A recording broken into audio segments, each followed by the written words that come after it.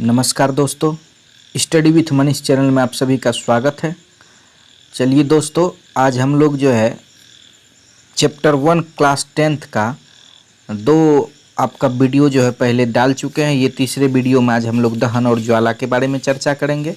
तो सबसे पहले जो है चैनल को आप लोग सब्सक्राइब कर लीजिएगा और लाइक कीजिएगा वीडियो को, और शेयर भी कर सकते हैं। क्योंकि सब्सक्राइब कीजिएगा तो आपके मोबाइल में जैसे ही मैं यूट्यूब पर वीडियो डालूंगा तुरंत आपके तक पहुंचेगा। चलिए दोस्तों, देखते हैं दहन और ज्वाला। तो दहन और ज्वाला को क्या कहते हैं? कंबसन एंड फ्लेम भी कहते हैं। तो दहन मीन्स हुआ कंबसन और फ्लेम मीन्स ज्वाला। तो चलिए देखते हैं, दहन में जो पदार्थ जलता है उसे दहनशील या ज्वलनशील कहते हैं। जब मतलब कि जो भी चीज़ दहन में क्या हो रहा है, जल रहा है। जैसे आग में जैसे लकड़ी को जलाते हैं हम लोग, तो लकड़ी क्या हो गया? लकड़ी हो गया कंबस्टिबल सब्सटेंस, वो दहनशील पदार्थ हो गया।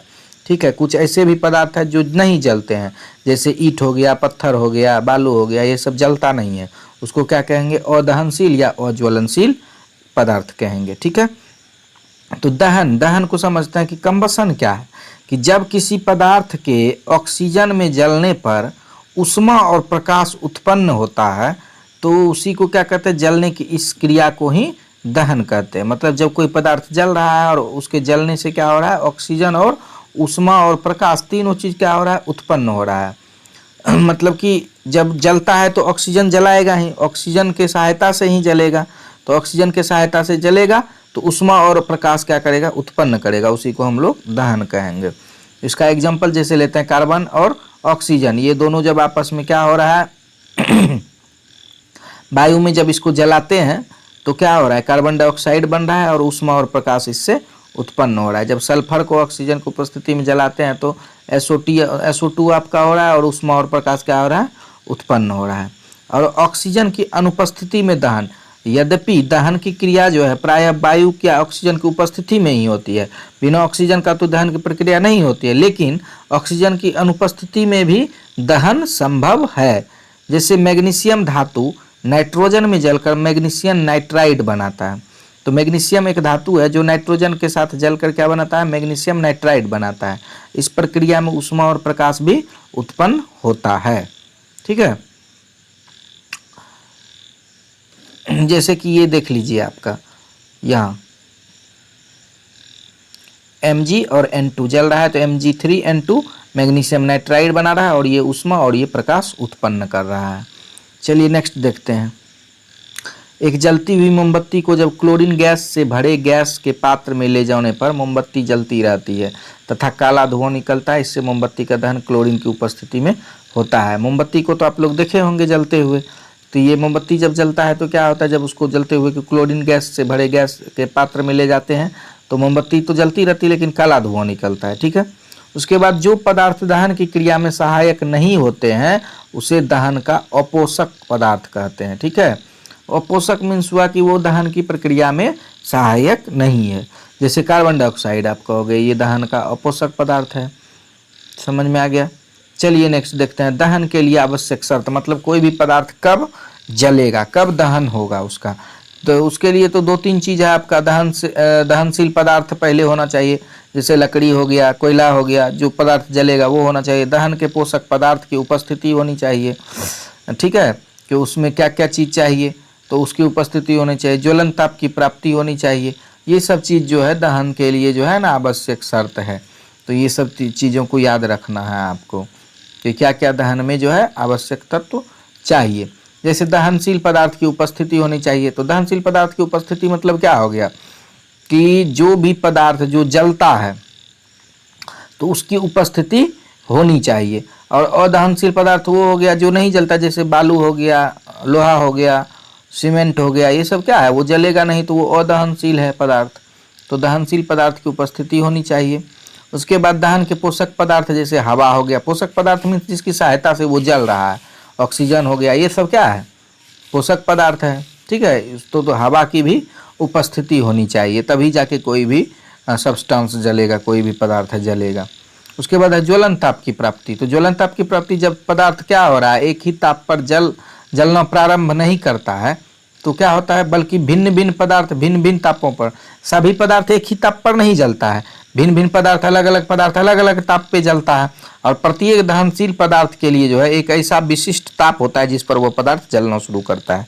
मतलब कोई भी पदार्थ है तो उसका क्या है, एक ताप निर्धारित है कि जिस पर वो जलेगा, तो उसे उस पदार्थ का क्या कहते हैं, ज्वलन ताप कहते हैं। इसको जो है आप लोग याद रखिएगा कि अगर पूछ देगा कि ज्वलन ताप क्या है, तो आपको बोलना है प्रत्येक दहनशील पदार्थ के लिए एक ऐसा विशिष्ट जो है ताप होता है जिस पर वह पदार्थ जलना शुरू करता है, उस ताप को ही क्या कहते हैं, पदार्थ का ज्वलन ताप कहते हैं। ठीक है, ये फिर लिख सकते हैं इसको, जिस न्यूनतम ताप पर कोई पदार्थ जलना प्रारंभ करता है उसे उस ताप का क्या कहते हैं, उस पदार्थ का ज्वलन ताप कहते हैं।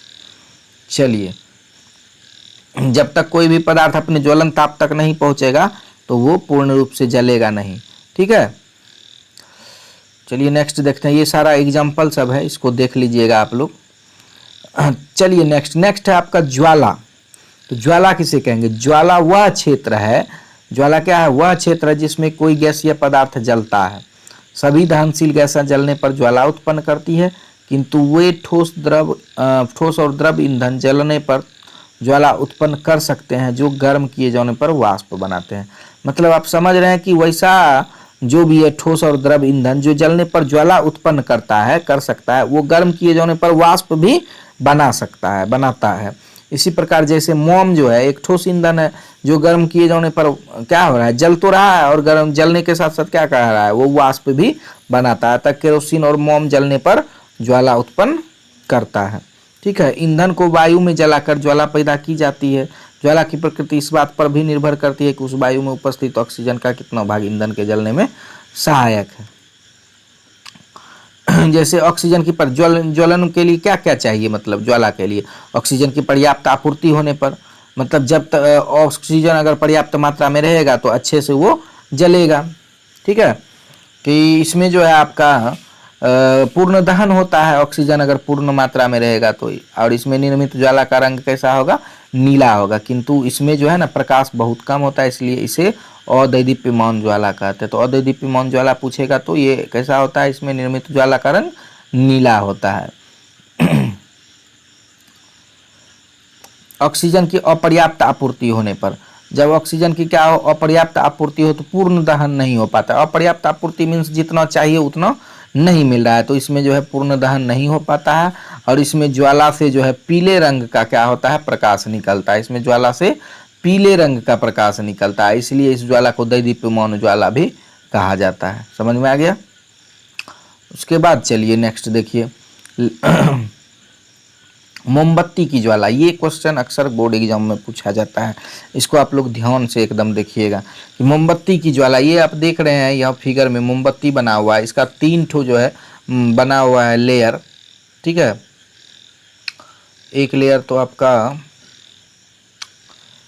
ऐसा हो गया। ठीक है, चलिए एक मोमबत्ती बना लेते हैं पहले। ठीक, एक लेयर ये हो गया, दूसरा लेयर आपका इसके अंदर होता है, और तीसरा लेयर अगर हम लें ब्लैक तो ये होता है। 3 लेयर इसमें होता है। ठीक है, तीसरा लेयर इसके अंदर में होता है। और ये जो है देखिए, पहला जो अदैदीप्यमान होता है, पहला क्या होता है जो ये हम देख रहे हैं अदैदीप्यमान मंडल, और दूसरा जो ये लेयर होता है ये होता है दैदीप्यमान मंडल, और ये तीसरा जो लास्ट में अंदर में लेयर होता है इसी को क्या कहते हैं, केंद्रीय मंडल कहते हैं। ठीक है, इसको क्या कहते हैं, केंद्रीय मंडल कहते हैं। मोमबत्ती एक क्या है, ज्वलनशील पदार्थ है जो मोम की बनी होती है। मोम ठोस हाइड्रोकार्बनों का मिश्रण होता है, और मोमबत्ती को जलाने पर मोम पिघल कर क्या करती है, बत्ती के ऊपर चढ़ जाता है तथा वाष्प में भी परिवर्तित हो जाता है। आप लोग मोमबत्ती को जलते हुए तो घर में भी देखे होंगे। तो यही जो है ना, यही वाष्प वायु या ऑक्सीजन में जलकर ज्वाला उत्पन्न करता है, जिसे मोमबत्ती की ज्वाला कहते हैं। अगर पूछेगा मोमबत्ती की ज्वाला तो यहाँ से यहाँ तक आपको लिख देना है कि मोमबत्ती की ज्वाला किसे कहते हैं। यह पीला एवं दैदीप्यमान होता है। ज्वाला का रंग पीला होने के कारण यह ऑक्सीजन की अपर्याप्त आपूर्ति के कारण मोम का पूर्ण दहन नहीं हो पाता है। ठीक है, जिसमें कार्बन के सूक्ष्म कण मोम के वाष्प में मिश्रित हो जाते हैं। अब देखिए इसका 3 जो आपको जोन बताए कि पहला सेंट्रल जोन, ये आप देख लीजिए केंद्रीय मंडल जिसको कहते हैं सेंट्रल जोन, ये आपका केंद्रीय मंडल हो गया। यह जो है नीला होता है और इसमें बिना जले हुए मोम के वाष्प जो है ना रहते हैं। यह बत्ती को घेरे रहता है, इसमें दहन की क्रिया नहीं होती है। ये था पहला जोन आपका केंद्रीय मंडल। नेक्स्ट जोन है जो आपका दैदीप्यमान मंडल, जिसमें इसमें ऑक्सीजन की क्या होती है, अपर्याप्त आपूर्ति के कारण मोम के वाष्प का अपूर्ण दहन होता है। क्या होता है इसमें, मोम के वाष्प का अपूर्ण दहन होता है। 3 गो जोन है इसमें, अभी आप लोग देखे ही थे तीनों जोन। तो पहला जोन था आपका केंद्रीय मंडल, ठीक है, दूसरा है दैदीप्यमान मंडल और तीसरा है आपका अदैदीप्यमान मंडल। 3 जोन है। तो आप देख रहे हैं इसमें ऑक्सीजन की आपूर्ति हो रही है दैदीप्यमान मंडल में। अदैदीप्यमान मंडल वो होता है इस भाग में जो है मोम के वाष्प का पूर्ण दहन होता है, क्योंकि इसमें ऑक्सीजन की आपूर्ति पर्याप्त होती है और यह ज्वाला का सबसे गर्म भाग भी होता है। चलिए दोस्तों, तो हम मोमबत्ती की ज्वाला को देख ही रहे थे और ये आपका मोमबत्ती का ज्वाला सारा डिफाइन हो गया। तो ये इसको याद रखना हमेशा कि सबसे ऊपर वाला जो होता है लेयर, ये वाला, ये होता है अदैदीप्यमान मंडल। ये जो आप देख रहे हैं इसके मिडिल वाला को क्या कहते हैं, दैदीप्यमान मंडल कहते हैं। और सबसे अंदर में जो होता है सेंट्रल जिसको कहते हैं, इसी को सेंट्रल जोन वाले को केंद्रीय मंडल कहते हैं। इसको हमेशा ध्यान में रखना है। ये मोमबत्ती की ज्वाला है आपका, ठीक है। चलिए दोस्तों, तब तक के लिए थैंक यू और चैनल पे बने रहिए और लगातार जो है वीडियो को देखते रहिए। चलिए चैनल को सब्सक्राइब भी कर लीजिए। तब तक के लिए थैंक यू, बाय बाय।